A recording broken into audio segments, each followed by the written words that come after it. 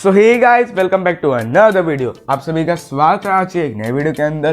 तो दोस्तों, स्पेस के अंदर ऐसी कई रहस्यमय चीज़ें हैं जिनका पता हम अभी तक नहीं लगा पाए हैं और उनकी पढ़ाई हम सदियों यानी कि सदियों से ही करे जा रहे हैं, पर हमें उसका कोई भी बेहतर रिजल्ट नहीं मिल रहा है। तो आज हम उन्हीं में से एक बहुत ही ज़्यादा रहस्यमय चीज़ के बारे में बात करने वाले हैं, जो है ब्लैक होल। तो दोस्तों, कल मैंने आपको ये भी बोला था कि ब्लैक होल के ऊपर मैं एक वीडियो लाऊंगा और मैंने इसको इंस्टाग्राम पे पोस्ट भी किया था। अगर नहीं देखा तो इंस्टाग्राम और फेसबुक के लिंक नीचे दे रखे हैं, वहाँ पे जाके आप उनको फॉलो कर सकते हैं। तो दोस्तों, ब्लैक होल एक बहुत ही ज़्यादा रहस्यमय चीज़ है और इसका पता हम 1715 से लगा रहे हैं। तो आज मैं आपको उसी बारे में बताने वाला हूँ। तो चलिए वीडियो शुरू करते हैं। पर हाँ, वीडियो शुरू करने से पहले अगर आप हमारे चैनल पर नए हैं तो चैनल को सब्सक्राइब करके नोटिफिकेशन बेल कॉल पे सेट कर देना, जिससे आपको हमारे वीडियो के अपडेट मिल जाए जैसे हम वीडियो अपलोड करें। तो गाइज, मेरा नाम है ईशान और आप देख रहे हैं टेक्निकल ईशान। तो चलिए शुरू करते हैं। तो गाइज, पहले मैं आपको ये बता देता हूँ कि इसके अंदर मान लो मैं सिर्फ ब्लैक होल की बेसिक इन्फॉर्मेशन दूंगा और इसके ऊपर एक नई वीडियो आने वाली है, black hole the information paradox. तो उससे पहले मैं ये वीडियो बना रहा हूँ जिससे आपको ब्लैक होल के बारे में एक बेसिक नॉलेज मिल जाए। तो हर कोई चीज़ जो आप अपने आसपास देख सकते हैं वो ब्लैक होल है, मतलब ब्लैक होल है नहीं, ब्लैक होल बन सकती है।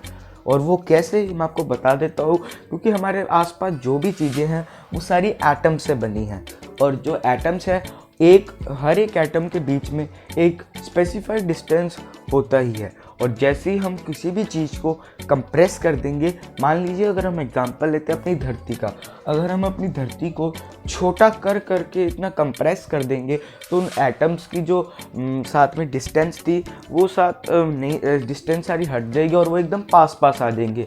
और एटम्स के पास में आने की वजह से जो भी वो ऑब्जेक्ट है उसकी डेंसिटी इतनी बढ़ जाएगी कि वो लाइट को भी अपने आसपास से पास नहीं होने देगा और उसी को हम ब्लैक होल कहते हैं। तो इसी वजह से हम ब्लैक होल को नहीं देख पाते हैं, क्योंकि वो लाइट को भी अपने आर पार नहीं जाने देता है। और उसे हम कहते हैं, जो ये मतलब कंडीशन बनती है उसे हम कहते हैं श्वार्ज़चाइल्ड रेडियस। तो इसकी डेफिनेशन ये है, ऑब्जेक्ट जिसकी gravitational pull speed of light से भी बहुत ज़्यादा अधिक हो। पर मोस्टली एक स्टार ही होता है, यानी कि एक तारा, जैसे कि हमारा सूरज या जो सुपरमैसिव स्टार्स होते हैं वो एक ब्लैक होल का फॉर्मेशन कर सकते हैं, क्योंकि उनकी डेंसिटी इतनी होती है कि वो एक ब्लैक होल बन सके। तो अब हम पहले ये जान लेते हैं कि ब्लैक होल का जन्म या निर्माण कैसे होता है। तो तारे हाइड्रोजन एटम्स का एक बहुत ही बड़ा मतलब संगम होता है और वो हाइड्रोजन क्लाउड्स का निर्माण करता है। और जो स्टार का कोर होता है, यानी कि जो तारे का कोर होता है, उसके अंदर भारी मात्रा में ग्रेविटेशनल पुल ऑफ फोर्स भरा होता है, जिसकी वजह से वो हाई अमाउंट में रेडिएशन को रिलीज़ करता है और इसकी वजह से मतलब हमें बहुत सारे एनर्जी निकलती है।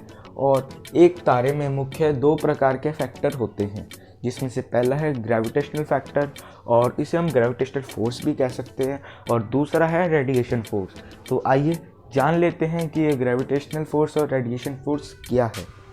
तो जो ग्रेविटेशनल फोर्स है वो तारे के अंदर भाग के अंदर जोर लगाता है और जो रेडिएशन फोर्स है वो तारे के बाहर की तरफ जोर लगाता है, जिससे दोनों बीच में ही ब्रेकआउट हो जाते हैं।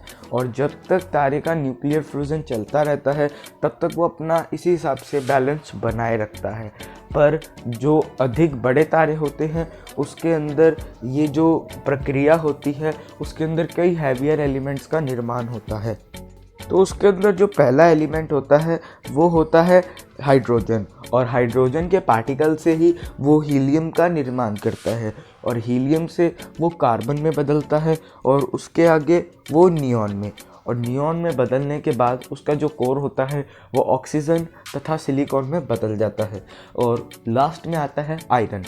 तो जब सिलिकॉन के बाद जब तारे का जो एलिमेंट्स होते हैं जब वो आयरन को रिलीज़ करना शुरू कर देता है, तब उसके ग्रेविटेशनल फोर्स और रेडिएशनल फोर्स के बीच का जो बैलेंस होता है वो बिगड़ जाता है, क्योंकि उसके कोर के अंदर जो भी आयरन भरा होता है उसकी ग्रेविटी से वो रेडिएशन होती है वो उसे रिलीज़ नहीं कर पाती है और उसे ना संभालने के कारण वो तारा कोलैप्स कर जाता है।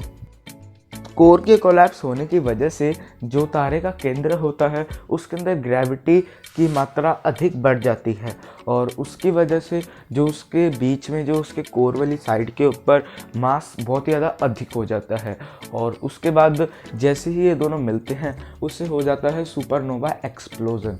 तो अगर आपको नहीं पता है कि सुपरनोवा एक्सप्लोजन क्या होता है तो ये बहुत ही ज़्यादा हाई विस्फोट होता है जिसके अंदर हाई अमाउंट ऑफ एनर्जी निकलती है। तो सुपरनोवा एक्सप्लोजन के बाद दो पॉसिबिलिटीज़ बन जाती हैं, या तो वो एक न्यूट्रॉन स्टार का जन्म ले लेता है या फिर वो एक ब्लैक होल में बदल जाता है और जो भी उस तारे का केंद्र के अंदर जो भी मास और ग्रेविटी थी वो ब्लैक होल के अंदर चली जाती है। तो पहले मैं आपको बता देता हूँ कि एक न्यूट्रॉन स्टार क्या होता है। कि न्यूट्रॉन स्टार वो स्टार होता है जो कोई भी बड़े तारे के कोलैप्स कोर से बनता है और उसका टोटल मास 25 से लेकर 10 सोलर मासेस तक होता है, जिसकी वजह से उसका साइज़ और मैग्नेटिक फील्ड बहुत ज़्यादा बढ़ जाता है। और ये इसका निर्माण सिर्फ तभी होता है जब कोई बड़ा तारा कोलैप्स हुआ हो। तो जो भी आप मतलब ब्लैक होल की फ़ोटोज़ देखते हैं जिसके अंदर वो काला काला बीच में दिखता है वो ब्लैक होल नहीं होता है। जी हाँ, वो होता है उसका इवेंट होराइज़न। और एक इवेंट होराइज़न एक वो पार्ट होता है जो ब्लैक होल का एकदम बॉर्डर लाइन है और उसके अंदर से निकलने के लिए आपको लाइट से भी अधिक स्पीड की ज़रूरत है, जो कि अभी तक के लिए तो इम्पॉसिबल है। और इससे निकलने के लिए आपको अधिक मात्रा में मतलब ग्रेविटी की भी ज़रूरत है, जो कि आपको ब्लैक होल के अंदर दिखती ही है।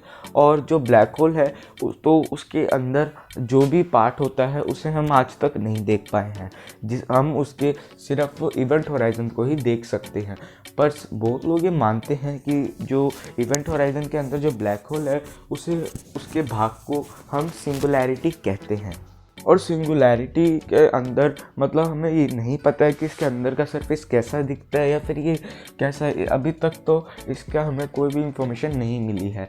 तो हाँ, बहुत लोग ये मानते हैं कि सिंगुलैरिटी के अंदर या तो ये बहुत ज़्यादा इनफाइनाइट डेंस हो जिसकी वजह से इसके अंदर ना कोई वॉल्यूम हो और ना ही कोई सरफेस हो। तो ये एक छोटे से एरिया के अंदर कंसंट्रेटेड भी हो सकता है, या फिर जो हम सोच रहे हैं वो बिल्कुल भी गलत है और उसकी जगह क्या पता इसके अंदर कोई अलग सा ही एक ब्रह्मांड बन गया हो। कुछ भी हो सकता है, हमें इसके बारे में बिल्कुल भी नॉलेज नहीं है। और ये इसलिए है क्योंकि ना ये लाइट को रिफ्लेक्ट नहीं करता है, जिसकी वजह से हम इसे अपनी आँखों या तथा टेलीस्कोप से नहीं देख पाते हैं।